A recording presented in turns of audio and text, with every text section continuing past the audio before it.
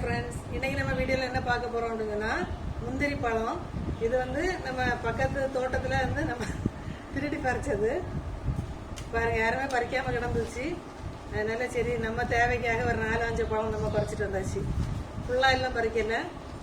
இது வந்து கூட்டு வைக்க நல்லா இருக்கும். அவியல் வைக்கிறதுக்கு இந்த மாதிரி பச்சையா இருந்ததுன்னா நல்லா இருக்கும். இது அப்படியே நம்ம கட் பண்ணி துணியில நல்லா தொடச்சி நம்ம முருங்கைக்காய் அவியலோ இல்லை மற்றபடி அவியலோ வச்சோம் அப்படின்னு சொன்னா சூப்பர் டேஸ்டா இருக்கும். இப்போ இதுலயுமே ஒரு 4 எண்ணம் பறிச்சிருக்கோம். நம்ம பழம் எல்லாம் ரொம்ப டேஸ்டா இருக்கு. சரி, அதுக்கு பழத்துக்காக வேண்டி தான் நம்ம பறிச்சிருக்கோம். இது வந்து சுகருக்கெல்லாம் ரொம்ப நல்லது. நீங்க முந்திரி பழம் கிடைச்சி அப்படின்னு சொன்னா கண்டிப்பா வாங்கி சாப்பிடுங்க.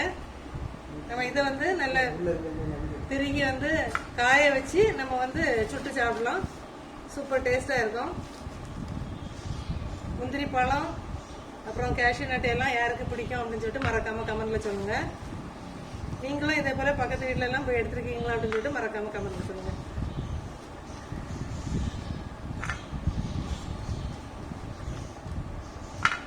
Okay friends.